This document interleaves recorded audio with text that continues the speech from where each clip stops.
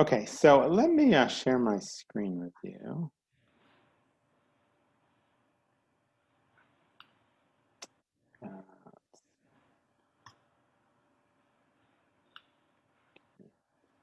You see this okay? Just want to start with a very well-known Rambam. Mostly we're going to do the laws of Shofar, but I want to start at least with a sense of why we blow the shofar. And if we have some time at the end, we'll do a short piece of Chassidut, also about the shofar. So the Rambam very famously says, this is in Hilchas Tshuva, I think it's in the fourth parak. The Rambam, of course, begins the laws of Teshuvah, the laws of repentance, talking about vidoy, about confession, talking about the sa'ir, at the time of the temple, how they would send away a goat into the desert, and there was a sense of kapara, sense of atonement about that. The Rambam talks about how you have to ask others for forgiveness and God for forgiveness. And then he talks about the shofar. He says, Afal Pi, he says, even though blowing the shofar, we do it because it's a mitzvah. The Torah actually does not say very much about the shofar. It doesn't even mention the word shofar, I don't think. The Torah says, Yom Trua Yalachem. It should be a day of blowing for you, or Zichron Trua, memory of blowing, remembrance of blowing. It's a little bit cryptic, actually. And so we have obviously an oral tradition that means the blowing of the shofar. By Yovel, I think we probably learned it from Yovel, the Jubilee year, because there it says, it does use the word shofar there. It says, "V'haviru shofar b'chol artzachem." You shall blow the shofar, bring the shofar through your whole land. And there, I think we blow really a tekiah. Right, there's a few different sounds. We have the tekiah that we blow for war and for the Yovel. And the trua, the middle sound that we blow two tekiyas and a trua in the middle. The trua clearly is the Rosh Hashanah sound, as in fact Rosh Hashanah is called in the Torah Yom Trua, the day of blowing the trua specifically.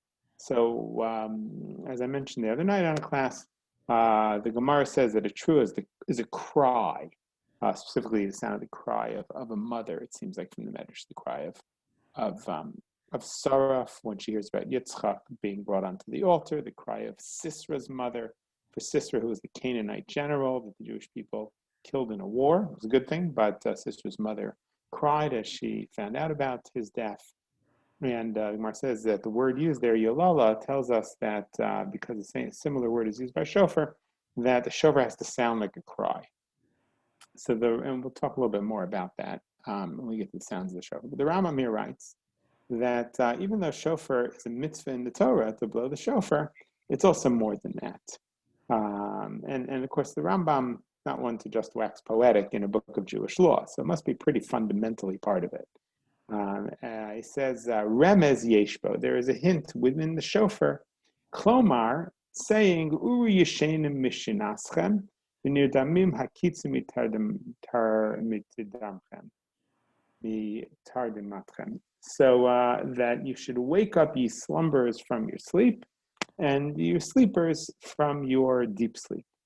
And the Ram says, well, what does it mean to wake up? It doesn't mean physically to wake up. It means spiritually to wake up. Physically to wake up, you can do it with an alarm clock. Shofar comes to spiritually wake us. As it says, what does it mean to wake up for the Rambam? He says it means to search into our deeds, to reckon with our deeds, to make a cheshbon, an accounting of our deeds, a chizru b'tshuva, and to do tshuva, to repent, to return, zichru barachem, and to remember. And the shofar says to us, remember your creator. It's interesting, by the way, the Rambam throws that in, remember your creator. Perhaps it's because Rosh Hashanah specifically as a time of tshuva. I mean, we usually think of Yom Kippur as the main time of tshuva, but Rosh Hashanah, of course, is a Yom Adin, it's a day of judgment. It's also primarily a day of the coronation of God's malchut, God's sovereignty. And of course, you can't separate Rosh Hashanah from the fact that it is the day the world was created. Maybe that's what the Rambam means, Zichru Barachem, that in a sense, the tshuva of Rosh Hashanah, which is hearkened to us through the shofar, maybe is because God created the world, right? God created the world, so we have an obligation to God. God is sovereign. We have to follow God's word because God started the whole thing. God is from outside the system. God makes it all. Elu hashochim et ha'emet. There are those who forget the truth, the Havle Hazman, in the vicissitudes of time, in the emptiness, in the vainness of time. B'shogim kol shinatchem behevel, and they use up all of their years in hevel varik, in vanity and emptiness. Asher lo yoel, that doesn't produce anything. Below yatzil, and it doesn't save. And so the message is habitu l'nafshatechem beitivu derachechem. Look into your souls, make your way straight. Ma'alchem vayazvu kol echad mikem darko hara. Let go of your bad ways, machshvato shelotva, and your thoughts which are not good. So the Rambam says that is the function of the shofar, right? That's the shofar is definitely a mitzvah that we do, and it's a gezerat hakatuv on some fun, more secretive level. We can't really know why we blow the shofar. It's the command of God, but the Rambam himself says clearly shofar is about tshuva. Shofar is about stirring us spiritually. It's about waking us up to leave the past. And maybe also, we certainly know from Chazal that the shofar is the trumpet that coronates God as king. And so in a certain sense, the tshuva that the shofar calls us to and the idea of God as sovereign, I think, is almost one and the same. They're inextricably linked because it's only because there's a God and God is sovereign that God can command us, and that there's a program for our life, and that there's a need for teshuva, there's a need for repentance, for return. If there wasn't a creator, if there wasn't a God, obviously tshuva would make no sense. And so really Rosh Hashanah as a new year, Rosh Hashanah as, in most of the davenings about God's sovereignty, but also Rosh Hashanah about as tshuva and the shofar, really all very much linked together, I think. So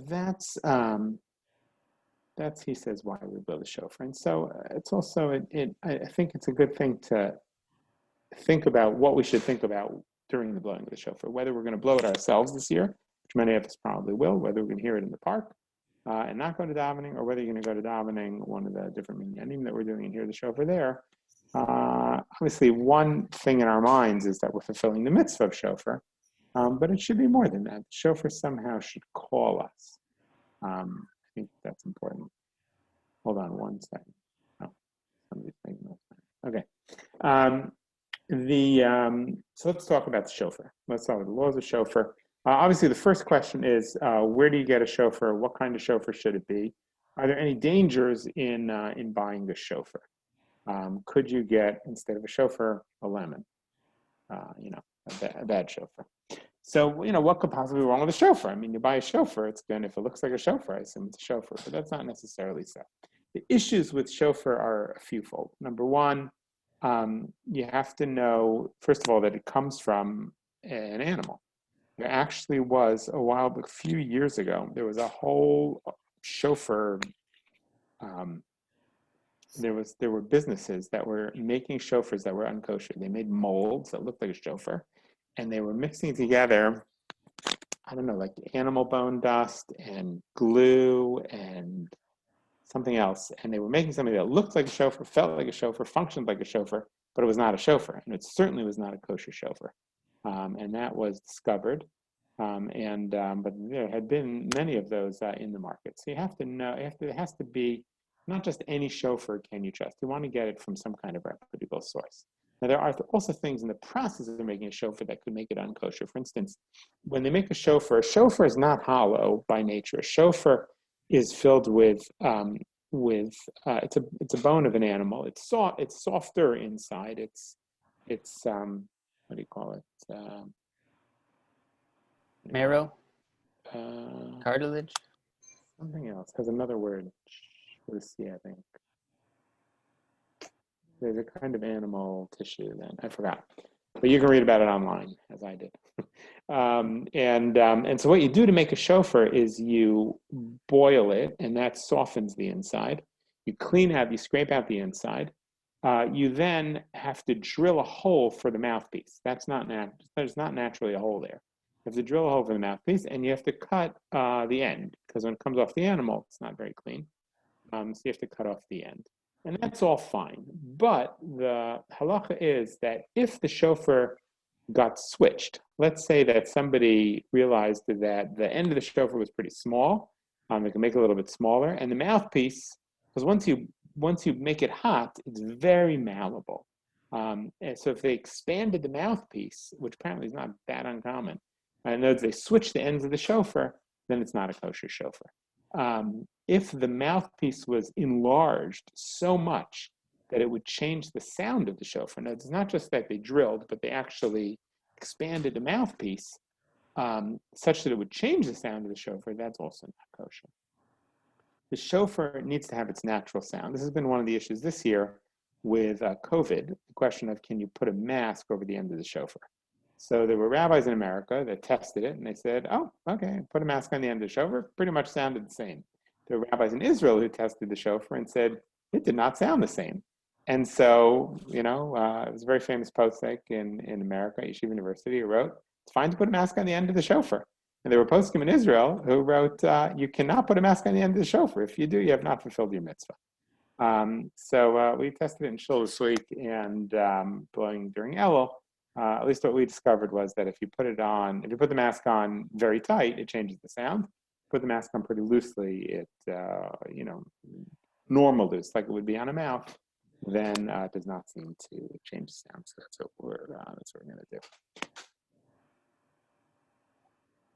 What if the shofar has a hole? So if the shofar has a hole, that's okay. But the hole cannot be a majority of the shofar. Can't be filled with any foreign material. In other words, you could have a hole, as long as it doesn't change the sound of the shofar, it's kosher. But once you fill it with foreign material, now the shofar is, or shofar that's coated with gold, these kinds of things are not kosher. A small crack is okay. But if the crack goes, if shofar splits along the entire length, it's not kosher. If it splits partially, so then the Gemara says that we're worried it might split all the way. But if you tied it tightly, you can use it, even if it's mostly split. Some allow gluing. If you put together different shofars, which you would think that would be crazy, but apparently it's not that uncommon, because if you had a shofar that wasn't the right shape, wasn't long enough, and you cut it and you seamed it with another shofar, or a section of a shofar, I guess it's not very hard to do because they get very soft and malleable. They sort of melt into each other, but that would make it unkosher. It has to be one shofar and not two shofars. Okay.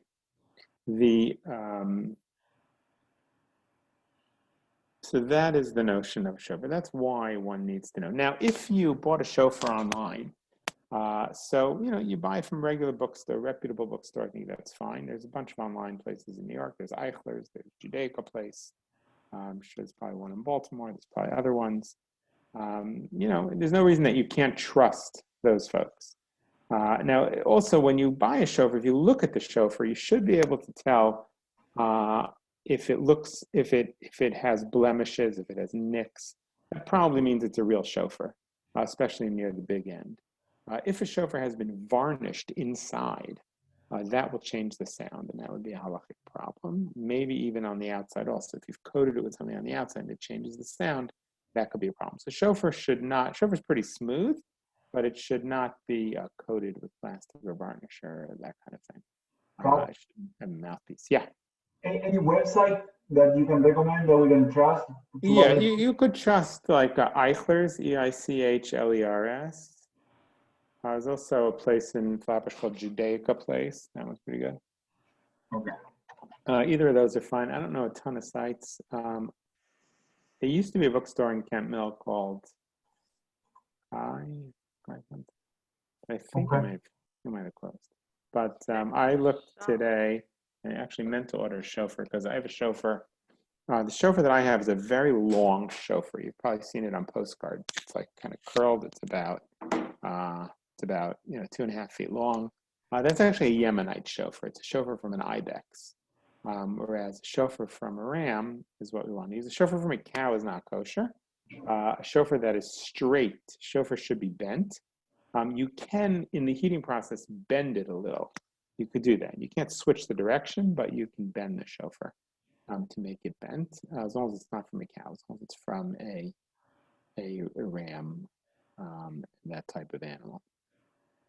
I mean, Sephardim do use from like a gazelle and an ibex and those sorts of animals, and you could for kosher, but Ashkenazim don't really. So actually, I went online today to try and buy a smaller shofar just in case I have to blow at Parker for somebody this year. I think I forgot to press buy, but it looked like it's about $110, something like that, for like a good chauffeur. That's not the biggest chauffeur.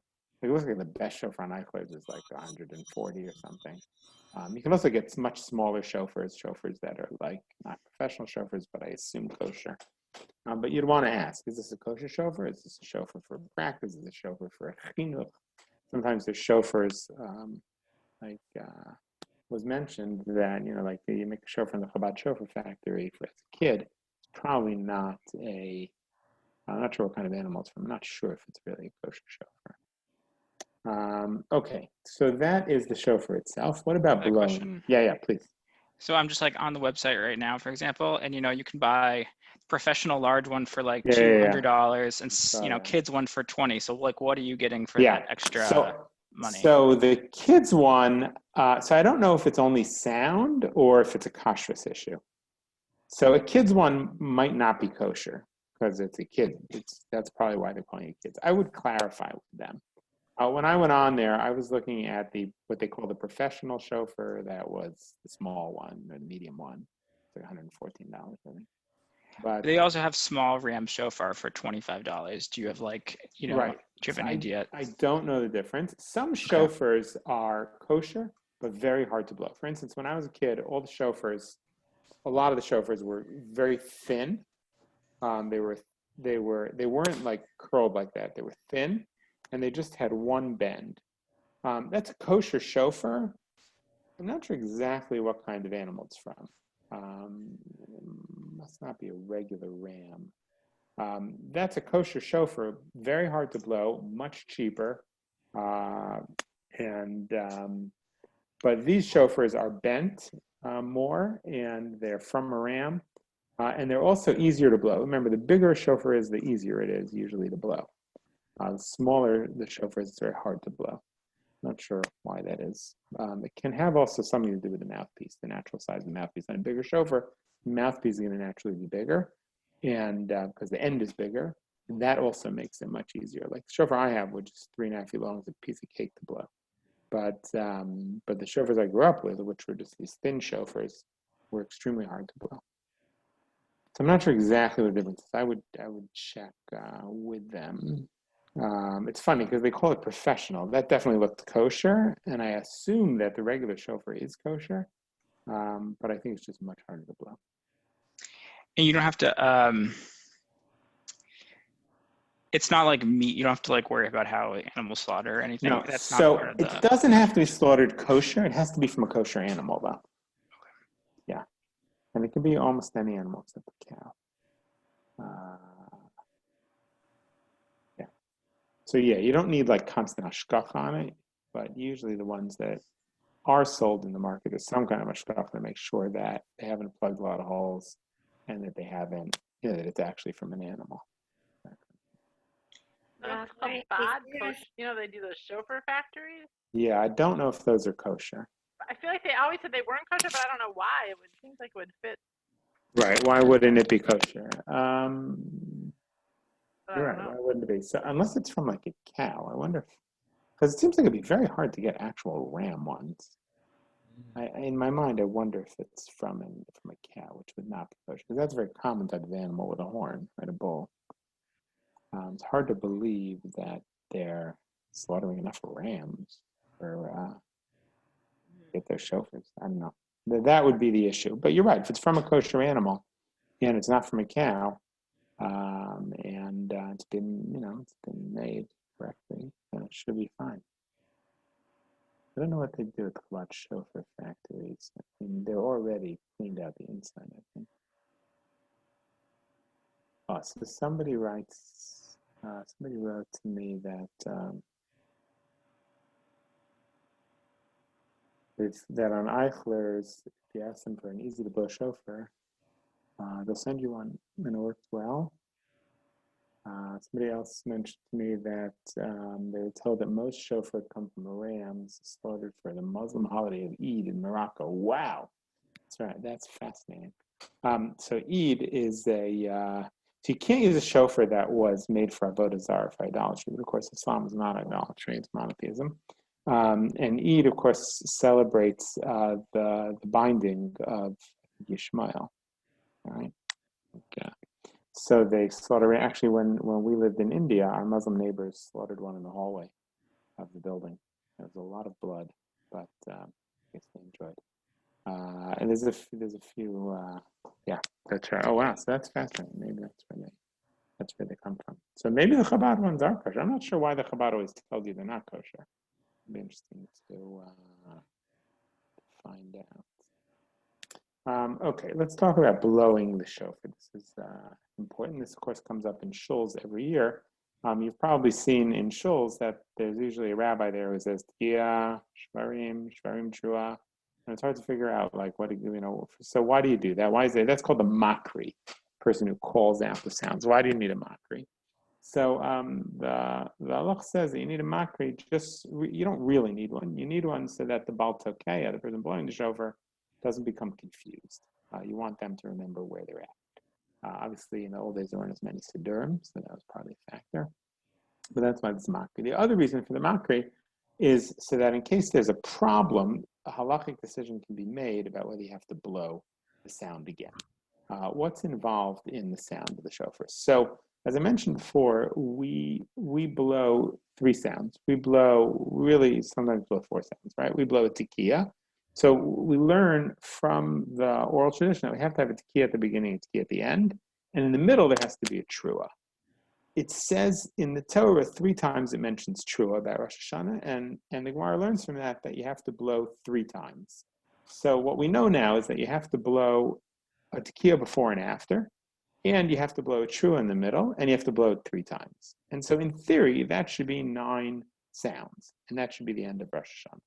Right? It should just be 9 sounds. Now, by the way, in the time of the Beit HaMikdash, in the temple, they had trumpets also that blew on the sides of the shofar.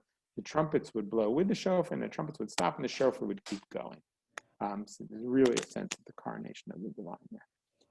So why do we blow more than 9 sounds? So the Gemara says we're unsure what a trua is. We know that a trua is the sound of crying. There's different kinds of crying. There's crying that is staccato crying. There's crying that's more moanful crying. And so the Gemara says it could be either of those. It could be a kind of sigh, which is a shvarim, doo, doo, doo, or it could be a more staccato cry, which is the trua. Doo, doo, doo, doo, doo, doo, doo. So the Gemara says that we need to blow all the options in order to fill our mitzvahs. So we blow tekiya, shvarim, tekiya, and we blow that 3 times, because that's possibly the trua. The shvarim might be, the shvarim, we call it shvarim just to distinguish it from trua. But a shvarim is a trua. The Torah only has 2 sounds. The Torah only has, there's a tekiya and there's a trua. That's all there is. So the shvarim is just a different kind of tekiya.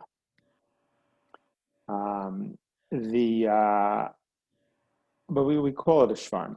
But what it is it's the sighing kind of cry. Do do do. The trua is the staccato cry. Do do do. What we call the trua, but both of those really are trua. And then the Gemara says maybe it's both of those. So we put both of them together. And we blow tekiya before and tekiya afterwards, and we end up, and therefore, how many do we end up with to fulfill our mitzvah? The answer is you only need 30 to fulfill your mitzvah. Tekiya, shvarim, tekiya, tekiya, shvarim, tekiya, tekiya, shvarim, tekiya. Right, that is 9. Tekiya, trua, tekiya, tekiya, trua, tekiya, tekiya, trua, tekiya. That's another 9. That's 18. Tekiya, shvarim, trua, tekiya. Right. So now we've blown all the combinations, and we blow that 3 times. 4 times 3 is 12. 18 and 12 is 30. So the first 30 sounds of the shofar that we blow, we usually blow these right before Musaf in Shul, and we say a few psalms. 7 times we say a certain psalm, and then we say Asher Adam Yadei Sruah afterwards, and we make a bracha. You make Shachianu, and you make Asher Kshem Tavitzvanu Lishmoa Kol Shofar. It's very interesting. The sound, the mitzvah shofar doesn't seem like it's really to blow the shofar. It seems like it's to hear the shofar. Now, obviously, when you blow it, you do hear it, so you can fulfill your mitzvah by blowing it. But perplexingly, the main mitzvah seems to be hearing it, not blowing it, which is interesting, right? Because shaking the lulav is a mitzvah to do it. The shofar is not so much a mitzvah to blow the shofar. It's mitzvah to hear the shofar, right? Probably because of what the shofar is. The shofar is there to move us, right? The little etrog is there to shake it, to show our gathering of our crops. But the shofar is there to impact us. And so it's not the mitzvah of blowing, it's the mitzvah of hearing it. So we blow those 30. So at the beginning of Musaf, we make a bracha, we blow all 30. We don't talk between them because we want it to be, it's one mitzvah. We promise talking between the sounds. And then technically, at the end of those 30 sounds, you have fulfilled your mitzvah blowing the shofar. Now, in davening the Amidah with a congregation, there's the concept of blowing the shofar with each of the brachas of the Amidah. So there's three main brachas in the Musaf of Rosh Hashanah, Malchiyot, Zichronot, and Shofrot. And the Gemara says, say Malchiyot before me, God says, in order to make me your king. And how should you do that? With the shofar. So we understand from that shofar is really an integral part of the communal davening. The communal davening is the sort of coronation of God. And so when you're blowing on your own, you only have to blow 30. You could blow during your silent Amidah. Actually, in Nusach Sfard, the shofar is blown during the silent Amidah and during the public Amidah. So I don't see why. I mean, and Halacha doesn't talk very much about blowing during your own Amidah. It really only talks about blowing the 30. But the truth is that if you're davening at home and when you daven Musaf, I think it would probably be a good idea to blow Tekiah, Shvarim, Tekiah, True, Tekiah, Shvarim, True, Tekiah after each of the brachas. Now, the truth is, there's a Tosfos and other Rishonim that say that if you blow Tekiah, Shvarim, True, Tekiah, because you've blown all of them, you fulfilled your mitzvah. That if you blew Tekiah, Shvarim, True, Tekiah, Tekiah, Shvarim, True, Tekiah, Tekiah, Shvarim, True, Tekiah, you'd fulfill your mitzvah. So if you have a problem blowing 30 and you're not going to be able to hear it from anybody, the way to go would be to blow 3 Tekiah, Shvarim, True, Tekiyahs. And then, according to most Rishonim, you would have fulfilled your mitzvah.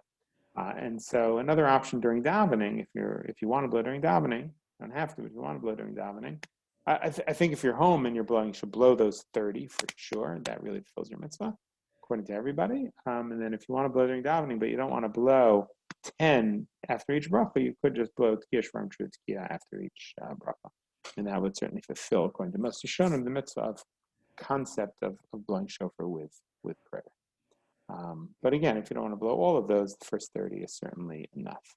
And if you're blowing for people and it's not the time of prayer, you just blow 30. Like when we blow them hopefully we're going to do some blowing in the park, in addition to our minyanim, and then we'll make a bracha and blow 30. If you already made a bracha and you're blowing for somebody else, they should make the bracha. If they can't, you could make the bracha for them, because you are fulfilling the mitzvah for them. Now, the truth is that men have much more of a mitzvah to hear a shofar than women do. So if a man is blowing for a woman, and the man already blew shofar for themselves, already filled the mitzvah, they should have the woman make the bracha. The man probably should not make the bracha. Okay. Any questions? Is there a preference to get someone to announce it? And so, like, should ask your mom or something to do the announcement part, or no? Doesn't matter? I don't think you have to. No, as long as you keep track and you're on the right track, it's fine. Yeah, you really don't have to. Okay, so let's talk about the sounds itself. So one of the primary things to know is that the tekiah, right? Here's part of the dilemma in blowing the shofar. Who says that your shvarim is not a tekiah? Who says your shvarim isn't 3 tekiyahs? Who says that your trua is not 9 shvarims? So the answer is that there's something called trumitin. Right? The shortest sound that you make, the doot of the trua, let's say that's one unit, 1 trumitin. So the way that it would look in halacha is 9 of those would be a trua. Now you could actually blow less than 9, and you could even blow more than 9. But 9, the length of 9 is the length of the trua. And the shvarim would be the same length as the trua. So each shever, each one of those would be equal to 3 trumitin, 3 of the 9 shofar pixels.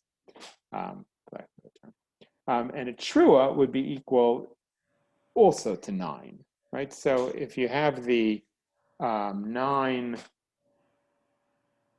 right? Let's say you have 9 dots, and under it you have 3, sort of like Morse code, dots and dashes, right? Let's say you have 9 dots, and under that you have 3 dashes, and each dash is as long as 3 of the dots, right? So that's trua, shvarim, and then you have one long line that's the length of that's a tekiah. Does that make sense?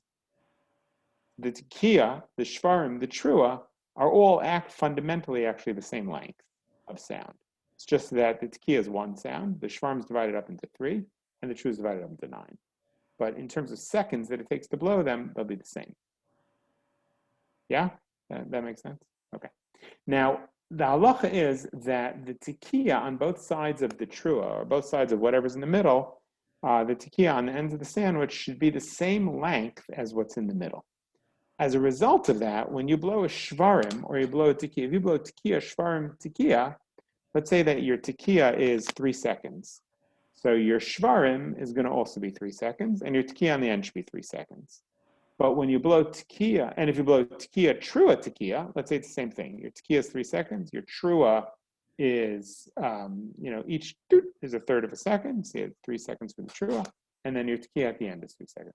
Now, but the dilemma is what happens when you have shvarim trua in the middle? Now the middle is twice as long. The middle is 6 seconds. So therefore, your tekiah on either end needs to be longer. Should be as long as what's in the middle. So the tekiah for shvarim trua is longer, twice as long actually in theory, than the tekiah for shvarim or the tekiah for trua. Does that make sense? Probably find diagrams of this on the internet with dots and dashes. But it's not actually that complicated. It's just that the tekiah on either side should be the length of what's in the middle. So in shul, I make sure that when we're doing shvarim trua, the tekiyahs on the opposite sides of that are longer than when we're doing shvarim or when we're doing trua. Okay. Now the trua could be as short as 3. It could be much longer than 9, actually. So if you blew 3 trumitin in the middle, that would still be a kosher trua, as long as the sounds of the doot were not so long that it sounded like a shvarim.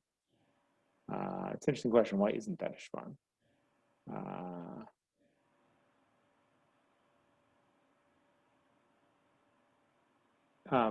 Okay. The shvarim trua, is it done in one breath or two? So this is a machlokas rishonim, right? When you blow shvarim trua, you blow do do do do do do do do do do do. The question is, do you take a breath between the shvarim and the trua? So there's machlokas rishonim about whether you take a breath between them or not, or whether they're like one sound without a breath in between. So what we usually do is we don't take a breath for the first 30 in shul. And then the ones that we say during the Amidah, usually we take a breath between shvarim and trua to fulfill both of those. The main opinion is that we don't take a breath. So if you couldn't do it without a breath, you could take a breath. You would certainly fulfill your mitzvah. But if you're just blowing 30 at home, I would say to do it without taking a breath between shvarim and trua. You don't have to count the 9 trua trumitin. You can just blow, as long as you blew more than 3 and you blew, and the best way is if you blow at least 9, but even if you blew more, it's fine.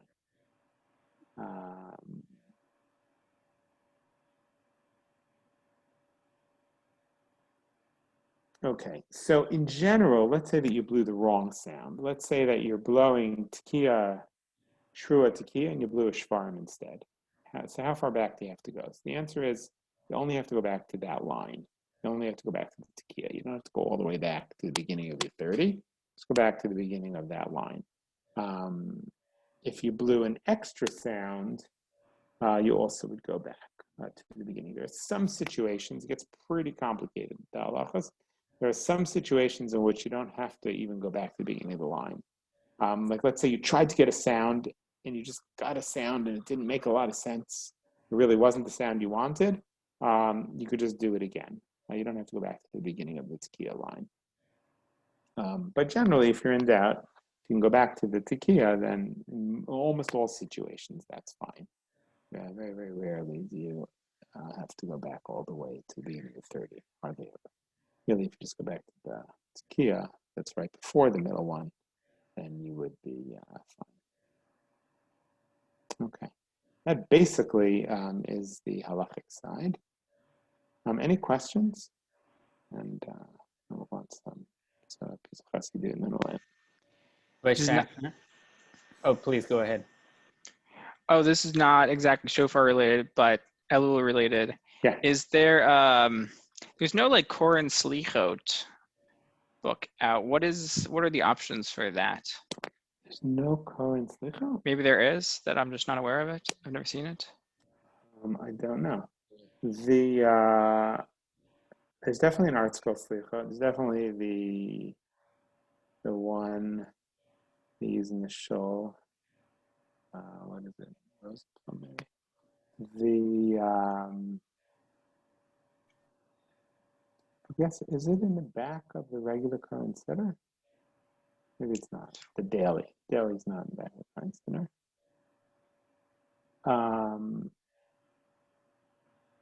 I don't know. I'm surprised that there's no Koran Slichot. That seems surprising. Slichot are, I think, online. If you look on Safari, by the way, it's on there. And I think it's in English also there. And it has day 1, day 2, day 3. So that's a good place. Yeah, I don't know if it's Koran Slichot. I mean, it's definitely an art scroll, and there's definitely other ones. There's a burn down, I think. Rabbi, I have a question on the sound. I have a question on the sound. Yeah. When they make a shofar, they boil it or they heat it. So how much do you take out? Is there a standard of how much you take out? And Well, the porousness of it change the sound because they don't all sound the same. Right. So the walls can be very thin. Even if the walls are thin, it's still kosher. Yeah. Now, I think it's more bony on the outside. So I think you get to the outside at all. I think it's harder on the outside than on the inside. So you scrape out the inside, you know when you get to the outside. But a shofar can be, even a shofar with very thin walls is still kosher.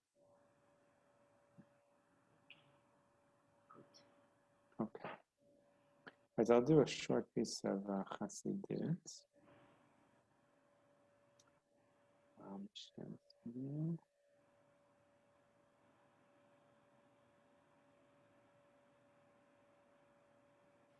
This is from a book called Nesiv Shalom, a very popular sefer by the son Rabbi, very beautiful. So he has a whole piece here about Shofar, but he has a nice story that I'll just mention. It says there was a story about a king, and the king sent his son Lemerchakim, far away, among the enemies of the king, in order to do a special mission that the king gave him. So the king had a dilemma. How's he going to keep a relationship between him and his son? So what he did is he sent him letters. Always sent him letters every day, every week. But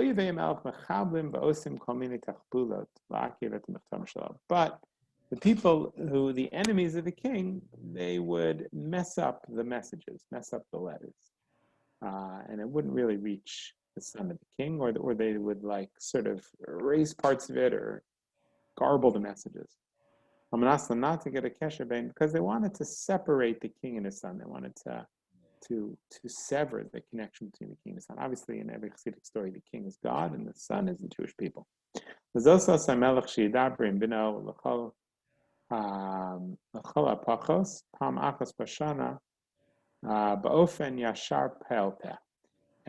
says, therefore, the king tried to speak to his son in a straight way, mouth to mouth. And the way that he would talk to his son, instead of sending the message with somebody, or instead of writing the message, he would either write the message or speak the message, but it would be in code. He would talk in a different language or in a code that only him and the son knew, so that the enemies of the king couldn't figure out what it was and couldn't mess up the message. Since they couldn't understand it, they just assumed it was nothing and that it was gibberish, and they didn't mess it up. Perhaps they weren't too smart. And through that, the king was able to, at least once a year, have a clear relationship with his son and recreate the relationship with the child. He says the same is true of the Jewish people and God. He says, listen, in our life, there are all these things that get in the way. The Sitra Achra, the Yetzer Hara, makes all these things to try and separate between us and God and to create a boundary between us and God. That's our Yetzer Hara, our evil inclination. He says, but once a year, God has this sort of sound that the evil forces can't figure out. Sound that's sort of cryptic. And that is the sound of the shofar. Kol Yasher ben Kashver, so it's a straight sound just between us and God. And nobody else understands this sound. The Sitra Achra, the Yetzer Hara, the evil inclination, can't get a handle on the sound of the shofar. It's so in code, it's so cryptic.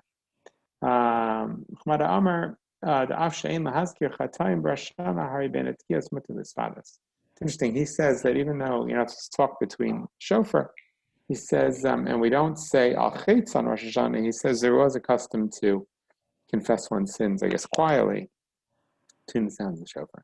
Yet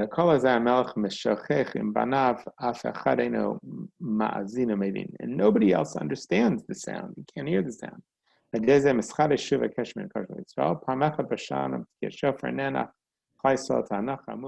through the sound of the shofar, the Jewish people cry out from their depths, a sound of sighing, a true sound before God of wailing.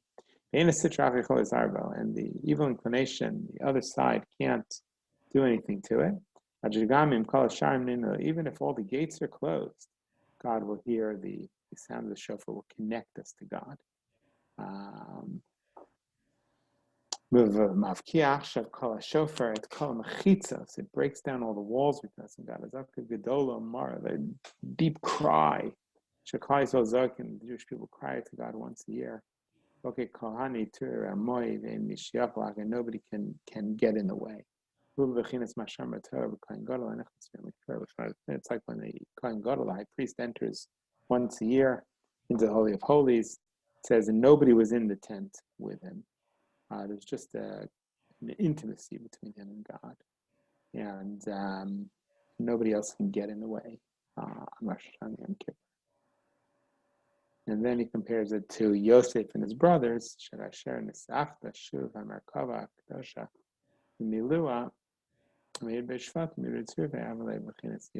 So I think the interesting idea here is that shofar, because for us, we don't really understand the sound of the shofar. As if the shofar is meant to be something more than just the sound of a ram's horn to fulfill your mitzvah. The shofar really is, like the Rambam is saying, a way of drawing close to God, a way of waking ourselves up spiritually. But the truth is, between you and me, it just sounds like a sound of a ram's horn. So the Shafner is saying a very deep idea that this sound is cryptic. This sound, there's something more to it. And it's supposed to sound like just a sound on the outside. That's because it's a secretive sound, because it's an intimate sound between us and God. And he says that only us and God, only we, the blowers of it and the listeners of it, the Jewish people who have that mitzvah, can understand the sound. Only for us does it really resonate. And I think that's the challenge of shofar. How do we really get within the inside of shofar? To have a sense of it as a sound that transforms, a sound that speaks to us, even though on the surface that sound is cryptic. That sound feels like just the sound of a trumpet, just the sound of a shofar. There's something more going on, he's saying, spiritually. It impacts us.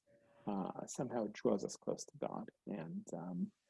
And if even the Rambam, who's, certainly as anachronistically not a chassid, if even he saw that the shofar is much more to it than just fulfilling the mitzvah, it certainly behooves us to pay special attention to shofar, go out of our way to blow shofar, and to have it be more than just fulfilling the mitzvah, but really a reclaiming of our relationship with God each year. By the way, I think it also gives us permission to feel like it's okay that our relationship with God is not so great the whole year. Right? That's what he's saying here. He's saying the truth is that the messages get messed up and we feel distant from God, and it's very hard to pray during the year. And But that's that is how it is. It's like the son who is far from the parent, and people are mixing up the messages. That's the nature of life, right? The nature of the physical world is that everything covers over our soul during the year, and Rosh Hashanah and Kippur is the opportunity to excavate. And the sound of the shofar, he's saying, is a very important part of that. There's something secretive about its sound. So that is. Any questions? Well,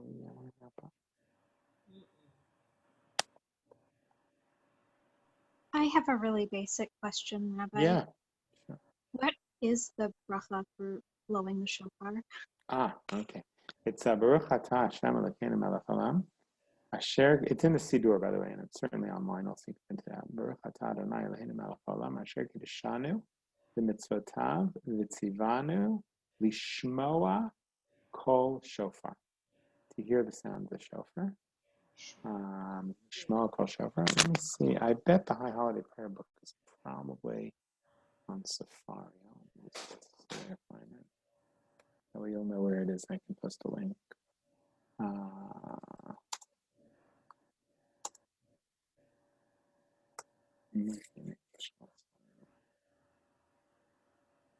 we go. Sounding of the shofar. Okay.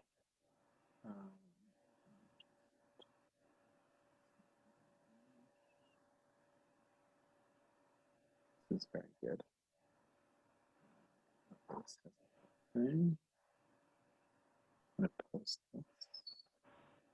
This is really good. This is in Hebrew and English. It's free. And there we go. So you can print out the blessing beforehand. Does that answer it? Is that enough? Yes, thank you. And Okay. again, and sorry, you said earlier it was the blessing to hear it, not the blessing to say it. Lishmoa Kol Shofar, to hear the sound of the shofar. That's right. More sense. Thank you. Yeah, no problem. Somebody asked me, what is the halacha for women blowing for other women or for men? So a woman definitely is allowed to blow for another woman because they have the same level of obligation. But a woman should not blow for a man to fulfill the mitzvah because they have different levels of obligation. A man could blow for a woman because he has a more expansive obligation. The Gemara asks, what about a tumtum and an androgynous? There are two other genders that the Gemara has. An androgynous is somebody who had elements of maleness and femaleness. And a tumtum is somebody who's suffik isha, somebody who we're not sure if they're a man or a woman. So the Gemara asks specifically about shofar, who could blow shofar for whom. The Gemara says that an androgynous is a kind of third gender, and an androgynous could blow for another androgynous. But an androgynous should not blow for a man or for not blow for a man. I guess not really for a woman either. Maybe a woman could hear from an androgynous. Wait, why not? Why not what? I can't say An androgynous blow for a man? No, for a woman. So I'm thinking in my mind, maybe an androgynous could blow for a woman. Let's pull up the Mishnah. Because really a woman's obligation is only voluntary. Let's see. Just looking at this actually.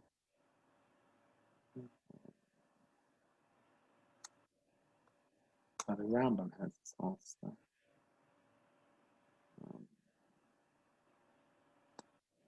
Let me find it in the Rambam.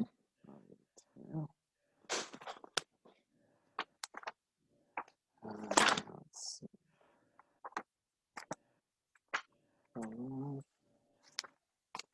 Shofar. Okay. Call me. This is chapter 2. The Rambam writes, so call chayvim lishma call shofar. Here, I pull this up. I'm sorry. This is Shofar chapter 2. You'll be able to see it.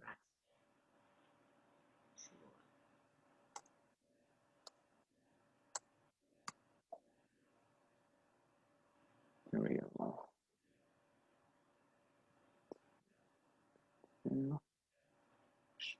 Yeah.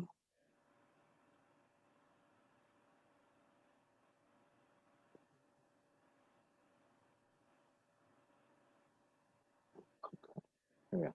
So this is the Rambam. He's quoting from the Gemara. He says, "Kol chayv l'shmo kol shofar." Everybody has to hear the sound of the shofar. Kohen, Levi, and Yisrael. Doesn't matter what tribe you're from. V'gerim and converts. V'avadim meshuchvarim and freed slaves. That means a non-Jewish slave who was owned by a Jew. They have to go to the mikveh when you obviously don't do this anymore, but when you purchase them, and they have all the laws of a Jew. Except they don't have to do the positive commandments. They have to keep Shabbos, to keep kosher. And then when you free them, they automatically become a full-fledged Jew. So they're like any other Jew, and they have to hear the shofar. A woman and a servant who's not Jewish and a child is not obligated in shofar. This is one of the 7 or 8 mitzvahs that women, are positive commandments bad by time that women are not obligated in. They certainly can do them. And they certainly get a mitzvah for doing them, and it has become very much a custom among women, over the millennia to fulfill the mitzvah of shofar. Absolutely. Let's say that a person is half servant, the non-Jew, who was bought as a slave by 2 Jews, and one of them frees him and the other one doesn't. So this is a great dilemma, because now, if they both had freed him, he would be a full-fledged Jew. But only one freed him, so he has a very strange status.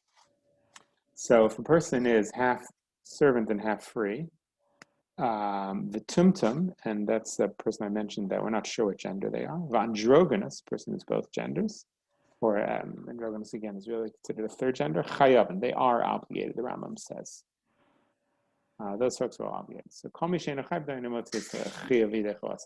Says anybody that's not obligated in something can't fulfill somebody else's mitzvah for them who is obligated. Therefore, he says, a woman or a child should not should tackle a shofar. Therefore, if a man or one of the people who is obligated hears from a woman, they're not yotze, because she doesn't have, they haven't filled their obligation, but she doesn't have the same obligation. Again, she can voluntarily do it and gets a mitzvah, but she doesn't have an obligation. Androgynous motzias mino, and androgynous can fulfill the mitzvah for another androgynous. But he cannot fulfill the mitzvah for anybody who's not an androgynous, meaning a man, a woman, or a tumtum. Now, maybe he could fulfill the mitzvah for a woman, because a woman doesn't really have, she's doing it voluntarily. A tumtum cannot fulfill the mitzvah for another tumtum, or for anybody else. The issue is that we don't know if a tumtum is a man or a woman. So if the woman, if the tumtum is a man, so that would work, but tumtum might be a woman. In which case, if he's fulfilling the mitzvah for a man, that would not work. So therefore, he does not blow. And one tumtum could be, in theory, a man. One could be a woman, but you don't know what they are. They're. So there's different opinions. And now we're getting much further afield. There's different opinions about a tumtum. Is it that they're fundamentally a suffix or in doubt whether they're a man or a woman, or no, they are a man or a woman. We just don't know which. So the Rambam here clearly holds they are a man or a woman. We just don't know which. So therefore, if Tumtum A is a woman, Tumtum B is a man, Tumtum A can't blow for Tumtum B, even though we don't actually know which gender. Yeah. So Rambam held that a Tumtum's argument about whether this is the nature of a Tumtum. Rambam held that a Tumtum is actually one gender, another is just something covering over the genitals, kind of skin. The genitals are internal or something. Anybody who's half slave and half free, now this is very hard to understand. This really bothered me when I read it. He says somebody who's half slave and half free cannot fulfill the mitzvah even for himself, because there's a half of him that's not obligated in shofar. That's the half that hasn't been freed yet. Remember, he was born a non-Jew. And there's another half of him that is obligated in shofar. That's the Jewish side. So how can he this doesn't make so much sense to me, because you are yourself. In other words, whatever you are, that's what you are. So how can you, can't be that you can't do the mitzvah for yourself. So I guess that'd be a different class. But that's what the Rambam holds. So what should he do? He should hear it from a free. Okay, we can that takes us very far afield. So we'll do that. But basically, so therefore, a woman could blow for another woman. But and a man could blow for a woman, but a woman should not blow for a man. That's the Now, if the man heard the first 30, then, in Indian, there's a concept of hearing 100 sounds of the shofar. That's why what we do in Shul is we blow 30 before Musaf, 30 during davening, and 40 at the end. Sephardim blow 41 at the end, and we have 101. So those, as long as the man blew the first 30, a woman could blow the rest for him, by the way, because he already fulfilled his mitzvah. There's a hidur, there's a concept of hearing 100 sounds, and that's important. But as long as he already fulfilled his mitzvah, I think she could blow the rest. All right. Rabbi, in other congregations, they don't all blow. Not only the men blow, but the women blow the shofar too. So you're saying that this is not altogether kosher, that it has to be... Well, a woman could blow for a woman, but not for a man. But that's what my mom just said there. Didn't you just say the women can blow the last 70? Yeah, but not the ones to fulfill the mitzvah. In other words, the first 30 is what fulfills your mitzvah. So as long as a man already fulfilled his mitzvah, I don't see why a woman couldn't blow the rest. But it's not different because women have taken on the obligation of shofar? Oh, so I that's thought somehow an interesting question. Well, so that doesn't, so it that's sort of an argument between the conservative and Orthodox world, I think. It does, to what extent does, this plays into dominion, it plays into everything. To what extent does take, let me just plug my computer in, hold on.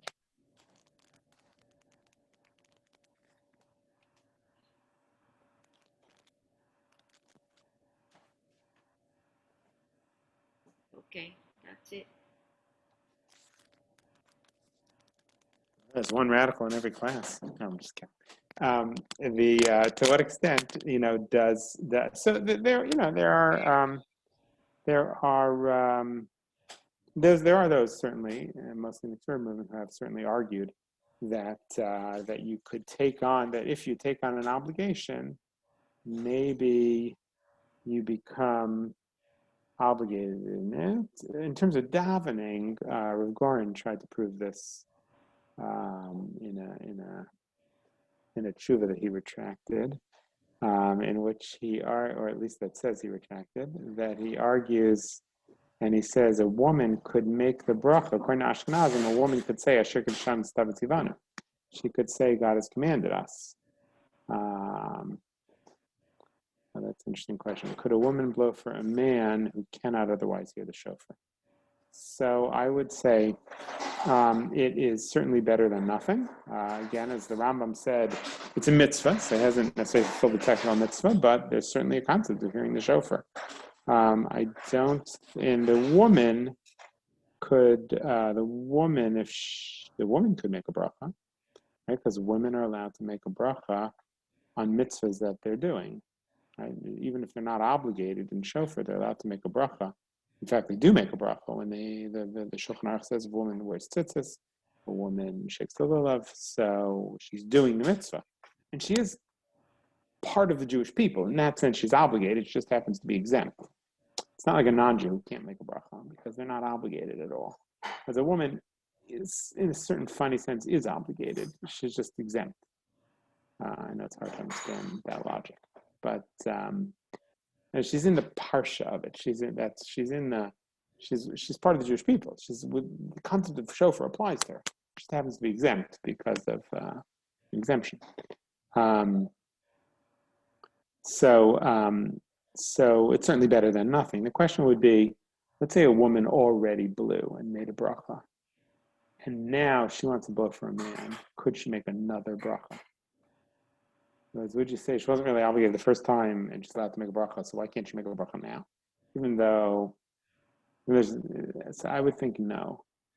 I would think if she already blew for herself, if she hasn't blown for herself yet, so definitely she could make a bracha and he could listen. He doesn't totally fulfill his mitzvah from the Torah. But certainly the concept of shofar as tshuva, shofar would be, that's an important idea. That's certainly better than not doing. Right. Okay. Yep. Thanks, everybody. Have a good, wish everybody a good rest of Elul. And have a Chag Sameach. If you run into anybody who wants to hear the class, I did record it. I'll try posting it somewhere. Okay. And Chag Sameach. Thank you. Yeah. Wow, thank you.